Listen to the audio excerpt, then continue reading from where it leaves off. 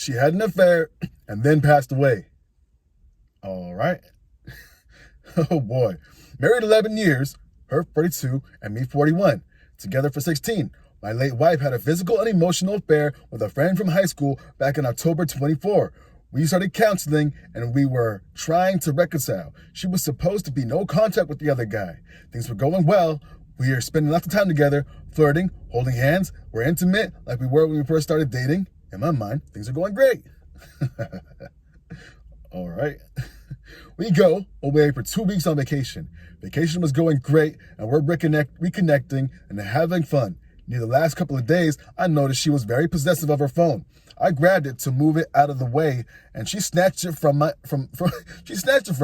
So I asked to see her text messages and she had 5 new messages. We got into a fight about me not trusting her and how are we going to make things work without trust.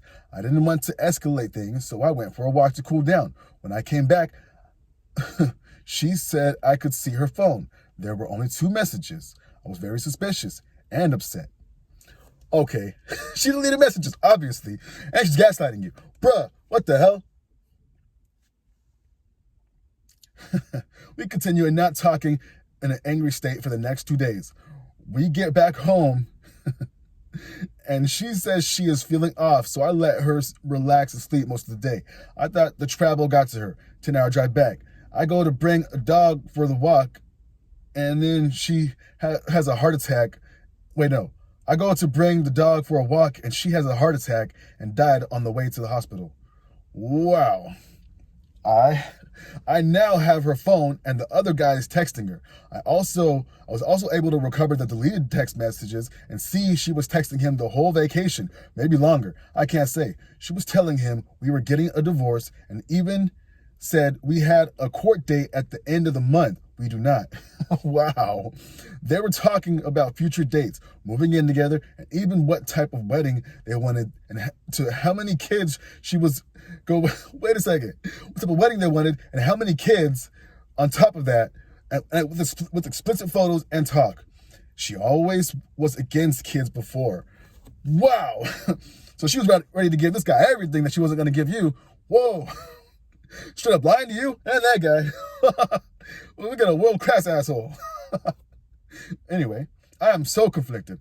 I am so mad at her, but also very upset that I lost her. I don't want to hate her. I loved her, but I am also so angry. I'm spinning and can't sleep. Now I keep the pain. Now I need to plan cremation arrangements for this person. I don't even know if she still loved me. Edit. I wanted to clarify, I am arranging her cremation, no ceremony. Just a simple, no frills, direct cremation. I handled the arrangement yesterday, and it was not as bad as I thought. More of a business arrangement. I was more numb than upset by it. Damn, that's the end. But here we go with some comments. I'm so sorry. Grief can be a crazy thing. They talk about going through stages in a linear order, but I bounced around from okay to bawling my eyes out to angry as hell. You got infidelity to deal with on top of all that, so your emotions may be all over the place. And that's okay. Someone else says, you will need support. Her fidelity and the fact that it was unresolved may make this a complicated grief. You'll have so many emotions and they're still valid. You are grieving what you had in the past. You thought what you had now was, and her infidelity, which was revealing yet another side of her character. It's all so much. Honestly, she was being deceptive. And the OP says, I am currently seeing our marriage counselor, mainly because I am comfortable talking to her, and I wonder if I would be better off with someone fresh who doesn't know her personally. Yeah, try that. Wow, wait a second. What the heck? I don't know if you want to... I got my reservations with therapists, and then even more so if they're like someone you know intimately. Like, I don't think they're the most qualified person for the situation. Might be a little too biased. Anyway, next person. Did she have life insurance? Someone spit their coffee out right now. Oh, wait, he doesn't say it. Oh, man. Anyway, what are you expecting right now? You must be experiencing hell. Perhaps focusing on yourself right now instead of planning a funeral. That's what's best, and let her family take care of that. Well, looks like he was okay with all that stuff. Why are you planning a funeral for someone who's divorcing you and could cheat so easily? Get her family to handle it. You don't have kids together. Oh, P says, funeral is not exactly right. I misspoke. She is getting cremated. I'm thinking no service or anything. Maybe just to get together with her family in mind. I'm still very close to her family, and they have been there for me. All right. Do they know about the whole infidelity thing?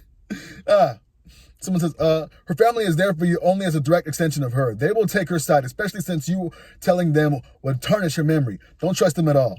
OP says, her parents know about the affair and have stated they don't understand why she did it and are more or less on my side. They outright told her while she was still alive that she was stupid for seeing this other guy and it would never go anywhere.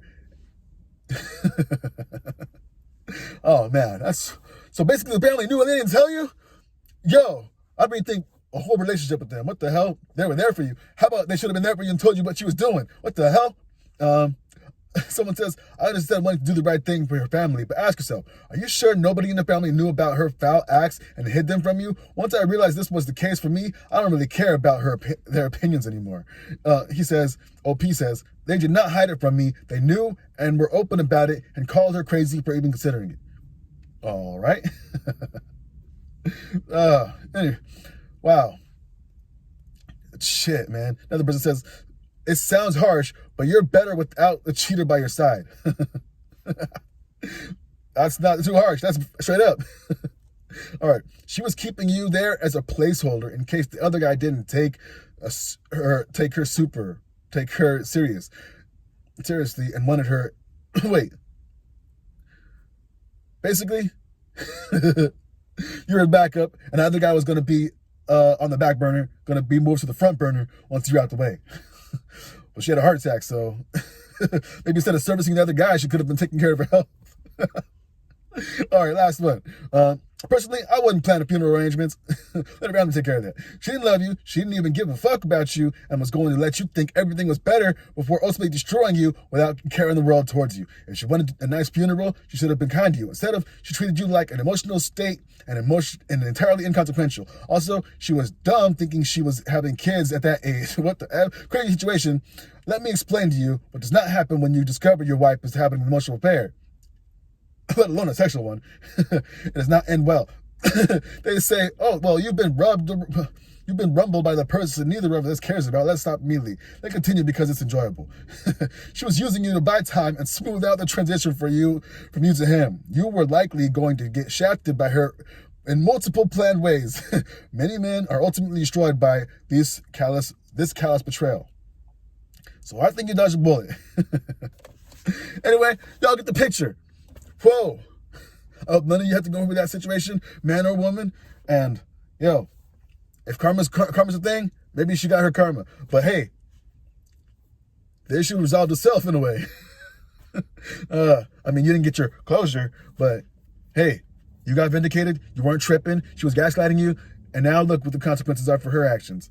I'm not saying what she did led to that, but there was a series of actions that probably led to her having a heart attack at 42. Anyway, this has been another episode of Kevin Prolix TV. Hope you like, subscribe, and share. And I'll catch you on the next one. Peace.